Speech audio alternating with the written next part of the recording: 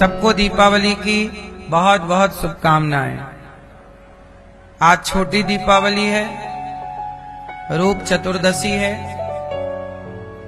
आपको आज रूप चतुर्दशी की बहुत बहुत शुभकामनाएं। आज के दिन शाम को अपने घर पर एक दीपक जलाइएगा। जो दीपक चारों ओर देख रहा हो, अर्थात चारों एक ही दीपक में चार बाती, उसे जला करके दक्षिण दिशा में रखिएगा और थोड़ा सा वहां अन्न, चावल या गेहूं थोड़ा वो भी रखिएगा और दक्षिण दिशा में वो दीपक रख के और वापस घर में आ जाइएगा। भगवान से प्रार्थना कीजिएगा। आज के दिन हम लोग अपने पितरों को भी याद करते हैं और यमराज के नाम का यम दीपक होता है। कहते हैं कि आज के दिन दीपक जला के जो यमराज को प्रणाम करता है, भगवान से प्रार्थना करता है, उसके परिवार में कभी अकाल मृत्यु नहीं होती। अकाल मृत्यु ना हो आपके परिवार में किसी की, इसके लिए यह दीपक जलाया जाता है, भगवान से प्रार्थना की जाती है। वैसे रोज चरणामृत भगवान का पीने से भी अकाल मृत्यु नहीं होती। अकाल मृत्यु हरणम सर्व व्याधि विनाशनम। सारी व्याधियों को नाश करने वाला कौन है? चरणामृत।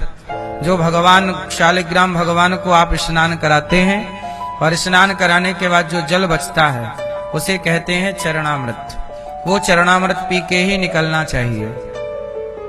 सबको नित्य चरणामृत का पान अवश्य करना चाहिए। आज एक दीपक जरूर जलाइएगा रात्रि शाम को और प्रेम से।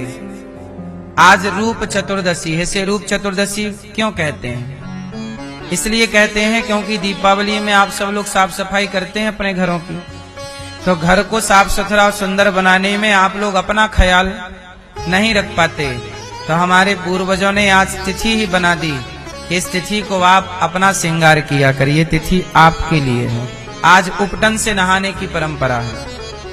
आज के दिन उपटन से नहाया जाता है। हल्दी, बेसन इत्यादि उपटन लगाया जाता है और उससे स्नान करने की परंपरा रही है प्राचीन। आज घर को सजा लिया आपने, तैयार कर लिया, साफ सफाई कर ली। अब थोड़ा अपनी साफ सफाई करिए, अपने विचारों की शुद्धि करिए, अपने को भी समय दीजिए। तो आज की तिथि आपके लिए है। आपका श्रृंगार किससे होता है? बताइए, व्यक्ति का सबसे उच्च कोटि का अच्छा श्रृंगार क्या है? स्त्री की सुंदरता और पुरुष की सुंदरता किसमें है? आप बताओ, पुरुष की सुंदरता किसमें है? कौन सा विचार सुंदर बनाता है? क्या होते हैं अच्छे विचार? व्यक्ति की सुंदरता चमड़ी से नहीं आंकी जाती। हम सनातनी लोग ये नहीं कहते कि तुम्हारा रूप रंग सुंदर है। हम लोग ये कहते हैं कि व्यक्ति का विचार सुंदर है। हमारे यहाँ विचारों का सुंदर होना ही व्यक्ति का सुंदर माना जाता है कि व्यक्ति बहुत सुंदर है। यदि आप स्त्री का सुंदर क्या है? स्त्री के अंदर यदि संस्कार हैं तो वह स्त्री बहुत रूपवती मानी जाती है। यदि स्त्री के विचार सुंदर नहीं है तो उसकी चमड़ी को सुंदर नहीं बोला जा सकता। इसलिए सुंदरता चमड़ी से, आज के लोग सुंदरता को चमड़ी से आंकते हैं। किसकी चमड़ी सुंदर है तो सुंदर है। लेकिन हमारे ऋषियों ने, हमारे सनातन संस्कृति ने चमड़ी की सुंदरता को सुंदरता कहा ही नहीं। चमड़ी तो चमड़ी है, चमड़ा है, मलमूत्र से भरा हुआ, गंदगी से भरा हुआ शरीर है। लेकिन इसी गंदगी के शरीर में विचारों की शुद्धि है। इसलिए आप श्रेष्ठ महान विचार रखें अपने जीवन में। और महान विचार कहां से आएंगे?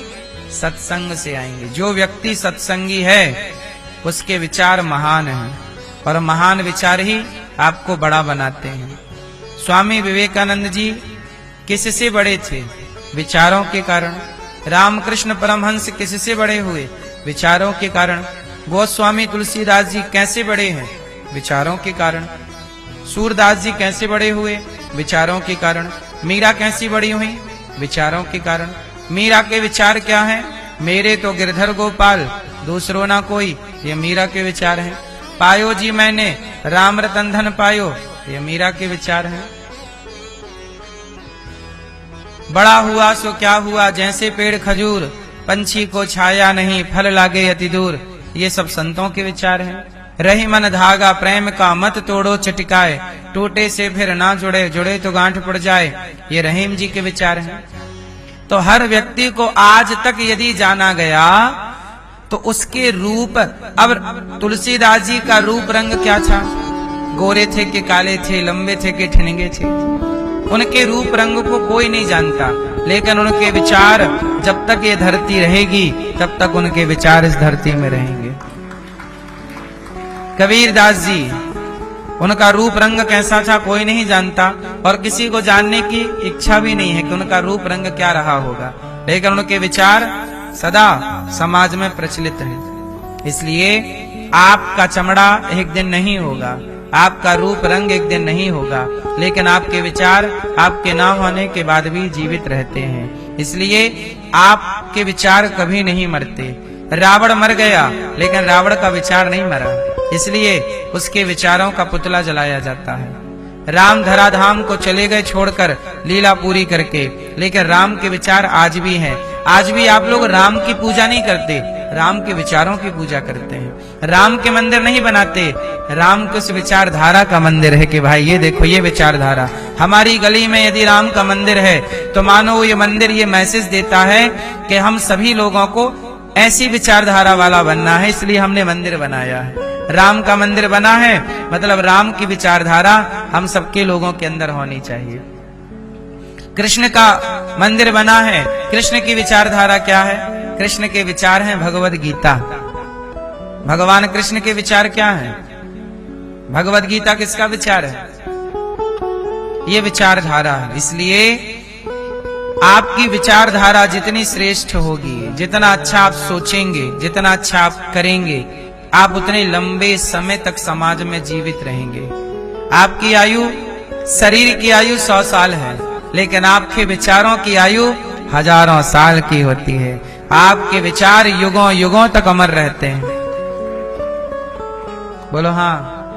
विचार अच्छे भी हो सकते हैं और विचार बुरे भी हो सकते हैं। बुरे विचार वालों को भी लोग याद करते हैं। याद तो रावण को भी किया जाता है, याद तो कंस को भी किया जाता है, याद तो दुशासन और दुर्योधन को भी किया जाता है। ये सारे लोग बुरे विचारधारा वाले लोग हैं। तो यादें, अच्छी विचारधारा की भी यादें रह जाती हैं और बुरी विचारधाराएं भी याद रह जाती हैं। अब आपको ये सोचना है कि हमें लोग अच्छाई से जाने या बुराई से जाने, ये आपका अपना डिसीजन है कि आप अपने आप को अच्छाई से जनाना चाहते हैं या बुराई से, क्योंकि दोनों को जाना जाएगा, बुराई को भी जाना जाएगा, अच्छाई को भी जाना जाएगा। इसलिए विचार महान रखिएगा, सोच अच्छी रखिएगा। जो व्यक्ति अच्छा सोचता है वो व्यक्ति अच्छा करता है। जो व्यक्ति अच्छा करता है उसी को समाज अच्छा मानती है। जो व्यक्ति गलत सोचता है, आप गलत सोच रहे हैं तो एक दिन आप गलत करोगे जरूर। व्यक्ति जो सोचता है ना वो हो जाता है। मैं जैसा सोचता हूं मैं वैसा हूं, आप जैसे सोचते हैं आप वैसे हैं। आपकी सोच आपका निर्माण करती है। क्यों ये बात सही है? क्या कृष्ण को आपने इसलिए अच्छा सोचना चाहिए, आप अच्छे बनेंगे। सवाल करते चलिए, उत्तर हम बाद में देंगे। उन्होंने पहला सवाल किया, क्या आपने, उन्होंने हमसे पूछा क्या आपने श्री कृष्ण को देखा है? पहला सवाल। दूसरा सवाल, क्या आपने कृष्ण के मुख से गीता सुनी है? उन्होंने जो कहा है क्या आपने सुना है? दूसरा सवाल। तीसरा सवाल, उन्होंने कहा कि वेद पुराण में गीता भगवान श्री कृष्ण ने अर्जुन को सुनाई है, ऐसा हम लोग सुनते आए हैं, पढ़ते आए हैं, समझते आए हैं। उन्होंने कहा कि ये गीता को भगवान श्री कृष्ण ने ही सुनाया है, ये वाणी कृष्ण की है, इसका आपके पास क्या सबूत है? प्रश्न बड़े गंभीर हैं। अब एक एक से उत्तर उन्हें देना था, तो एक एक से ये दास ने उत्तर दिया। शायद ये सवाल आप में से बहुत लोगों के दिमाग में खड़े हो सकते हैं, कोई बड़ी बात नहीं है, प्रश्न खड़े करना बड़ी बात नहीं है ना। पहला प्रश्न है, क्या आपने भगवान को देखा है? यदि आपने नहीं देखा तो आप बिलीव क्यों करते हैं, ईश्वर को मानते क्यों हैं? अब मुझे एक बात बताइए, मैंने उनसे कहा, मैंने एक बात बताइए, क्या आपने महात्मा गांधी को देखा है? उन्होंने कहा नहीं, हमने नहीं देखा। हमने कहा तो पृथ्वीराज चौहान जी को देखा होगा? उन्होंने कहा नहीं देखा। हमने कहा महाराणा प्रताप को तो देखा ही होगा? नहीं जी, हमने नहीं देखा।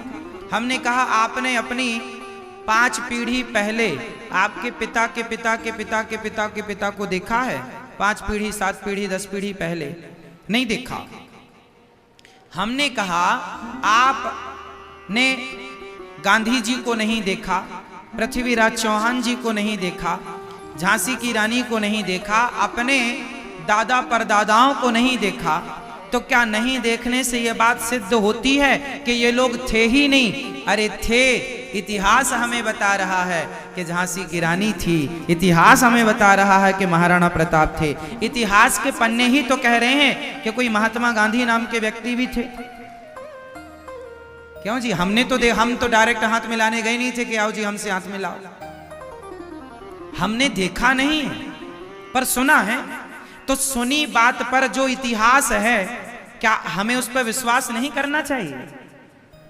क्यों इतिहास पर विश्वास नहीं करना चाहिए? अरे आप आज इस पंडाल में जितने लोग बैठे हैं और टीवी पर जितने लोग कथा सुन रहे हैं, आज हम लोग 2022 में हैं, लेकिन 2080 तक हम सब इतिहास के पन्नों में लिख जाएंगे कि यह भी एक इतिहास था कि हम लोग यहाँ थे। क्यों जी, आप अपने बच्चों के लिए आप पूर्वज कहलाने लग जाएंगे 2080 तक, 2090 तक, हाँ या ना? तो हम सब भी आज का वर्तमान ही कल का इतिहास बनता है। हमने कहा जब आप पृथ्वीराज जी का, महाराणा प्रताप जी का, झांसी की रानी का और देश की आजादी का इतिहास स्वीकार करते हैं, तो राम जी का इतिहास और भगवान श्री कृष्ण भागवत जी भी एक इतिहास है। सर्व वेदेतिहासानाम सारम सारम समुद्रतम। क्यों आप इसे क्यों नहीं मानेंगे? आप एक इतिहास मान रहे हैं और दूसरे को आप नकार रहे हैं, ये कैसा न्याय है इतिहास के साथ? कैसे आप नकार सकते हैं? किस आधार पर नकार सकते हैं? क्या साक्ष्य है? आप किस आधार पर आप नकार देंगे? है ना, राम सेतु राम जी के द्वारा बनाया, लगभग 8 लाख साल पुराना सेतु, उसे वैज्ञानिक नकार ना पाए। आप और हम कौन होते हैं नकारने वाले? पानी के भीतर द्वारिका चीख चीख कर कह रही है कि मैं कृष्ण की नगरी हूं, मैं कृष्ण की नगरी हूं। कैसे इतिहास को नकार देंगे? हमारे वेद पुराणों में जो लिखा है उसके अवशेष आज भी मिल रहे हैं। किस किस अवशेष को आप नकारेंगे? है ना, इसलिए ईश्वर भगवान को नकारना, ईश्वर को नकारना इतना आसान नहीं। भगवान को नकारना मतलब अपनी मूर्खता का परिचय देना है ना। इसलिए ईश्वर, अब उन्होंने दूसरा सवाल किया कि गीता कृष्ण जी ने कही है, क्या सबूत है आपके पास? अच्छा ये बताइए, ये इतिहास ही तो है। कृष्ण जी, राम जी थे, हैं और रहेंगे तीनों कालों में। अब भगवान श्री कृष्ण की वाणी जो गीता है, इस धरती पर कितने बड़े बड़े लेखक हुए हैं, कितने बड़े बड़े कवि हुए हैं, लेकिन आज तक वो गीता के अर्थ को ना लिख पाए। अर्थात जो भगवान श्री कृष्ण की वाणी है वह वाणी भगवान की वाणी है, इसलिए सिद्ध होती है कि इस धरती पर लाखों लोग आए, लाखों लोग चले गए, लेकिन गीता के ज्ञान का कोई पार ना पा पाया। इसलिए इससे सिद्ध हो गया कि ये वाणी कोई हमारी और आपकी नहीं, ये वाणी भगवान की वाणी है। इस धरती पर सबसे ज्यादा पढ़ी जाने वाली पुस्तक कोई है तो भगवद गीता। सारे देशों में सबसे ज्यादा भाषाओं में यदि आपको कोई पुस्तक प्राप्त हो सकती है तो केवल भगवद गीता। इस धरती पर शायद ऐसा कोई देश हो जिस देश की उसकी अपनी भाषा में गीता ट्रांसलेट ना हो गीता, ऐसा हो ही नहीं सकता। इंग्लिश, पारसी, तमिल, मलयालम इत्यादि चाइनीज हो, चाहे जापानी भाषा हो, अमेरिकन भाषा हो, इंग्लैंड की भाषा हो, रोम इत्यादि जो भी जितने देश हैं, हर देश की भाषा में आपको भगवद गीता मिल जाएगी। कुल मिलाकर आप यदि इतिहास, भागवत जी एक इतिहास है। हमारे वेद पुराण क्या है? वेद पुराण ग्रंथ तो है ही, पर यह एक धरती का सबसे प्राचीन इतिहास भी है, जो उस समय से मौजूद है जब ये पृथ्वी की शुरुआत हुई थी। मनु शत्रुपा से सृष्टि शुरू हुई, तब से लेकर आज तक की हिस्ट्री हमारे वेद पुराणों में भरी पड़ी है कि इस दिन से सृष्टि प्रारंभ हुई थी। हमारे यहाँ ये तक प्रमाण है कि इस दिन से सृष्टि प्रारंभ हुई थी। हमारा जो नया वर्ष होता है ना, चैत्र महीने में जो नवरात्रि आती हैं, प्रथम दिन माँ भगवती का, वह प्रथम दिन वर्ष का हमारे यहाँ सन नया वर्ष नहीं है, हमारे यहाँ संवत से शुरू होता है। तो संवत कब चेंज होता है? जब चैत्र का महीना स्टार्ट होता है, नवरात्रि की पहली तिथि आती है, तो उस दिन से ही सृष्टि उत्पन्न की गई थी ब्रह्मा जी के द्वारा, इसलिए वो साल का पहला दिन है। तो हमारे यहाँ तो शास्त्र सृष्टि की उत्पन्न का पहला दिन भी बताते हैं कि शास्त्र वेद पुराणों में ये भी आपको प्रमाण मिल जाएगा सृष्टि कब बनी। तो हमारा इतिहास, हमारा वेद, हमारे वेद पुराण, हमारे शास्त्र, ये केवल क्वेश्चन आप कर लें, प्रश्न खड़ा कर लें, तो प्रश्न खड़ा करने को तो बहुत लोग प्रश्न तो इस बात पर भी खड़ा हो सकता है कि ये तुम्हारा बाप है कि नहीं। भाई प्रश्न आप अपने बाप पे भी खड़ा कर लो कि यही तुम्हारा बाप है, इसका क्या सबूत है? आपने कोई डीएनए टेस्ट तो कराया नहीं है अपने बाप का कि यही आपका बाप है। क्यों? संदेह करने वाला तो बाप पर भी कर सकता है, लेकिन शास्त्रों को संदेह से नहीं, श्रद्धा से जाना जा सकता है। ये श्रद्धा का विषय है। संशयात्मा विनश्यति, यहां कोई तर्क नहीं चलता, यहां श्रद्धा चलती है। इतिहास को आप नकार नहीं सकते। बहुत सारी साइंटिफिक बातें हैं, नकारा नहीं जा सकता। इसलिए शास्त्रों में संदेह ना हो, शास्त्रों में श्रद्धा होनी चाहिए। क्या होनी चाहिए? क्या होनी चाहिए? श्रद्धा होनी चाहिए। हमारे वेद पुराणों में जो लिखा है बिल्कुल सत्य लिखा। रामायण का, रामचरितमानस का, वेद पुराण का एक भी अक्षर मिथ्या नहीं है। आप वेद पुराणों का एक अक्षर सिद्ध नहीं कर सकते कि ये गलत लिखा। एक अक्षर, एक श्लोक की बात नहीं करता, उस श्लोक का एक अक्षर भी गलत नहीं है। इसलिए हमारे वेद पुराणों का एक अक्षर कोई गलत सिद्ध नहीं कर सकता। आज की भाषा, साइंस की भाषा से भी प्रूफ कर सकता हूं मैं कि जो लिखा है वो सिद्ध है, सत्य। इसलिए शास्त्र श्रद्धा का विषय है, संदेह का नहीं। यदि शास्त्रों को देश के लोग, कई लोग कहते हैं अरे वेद पुराण पढ़ने से क्या होगा, शास्त्रों को पढ़ने से क्या होगा। अरे शास्त्रों को पढ़ने से जो जिंदगी आप जिएंगे, वो आप कितना भी स्कूली ज्ञान कमा लीजिए, पढ़ लीजिए, उस ज्ञान से पेट भर सकते हैं। शांति प्राप्त करने के लिए तो ग्रंथों का अध्ययन करना ही पड़ेगा, इनके बिना शांति नहीं है। स्कूली कॉलेज की पढ़ाइयों में धन कमा सकते हैं, शांति नहीं प्राप्त कर सकते। आज पढ़े लिखे लोगों को भी शांति नहीं। स्कूली पढ़ाई, कॉलेज की पढ़ाई, आप कितनी भी डिग्रियां ले लें यूनिवर्सिटियों से, पर उन डिग्रियों से आपको शांति नहीं मिले। कितना भी धन इकट्ठा कर लें, शांति नहीं है। इसलिए शांति पाने के लिए भी संत चरणों में जाना पड़ता है, शास्त्रों को समझना पड़ता है, वेद पुराणों को समझना पड़ता है, तब शांति का अनुभव होता है। पहले के लोग कम कमाते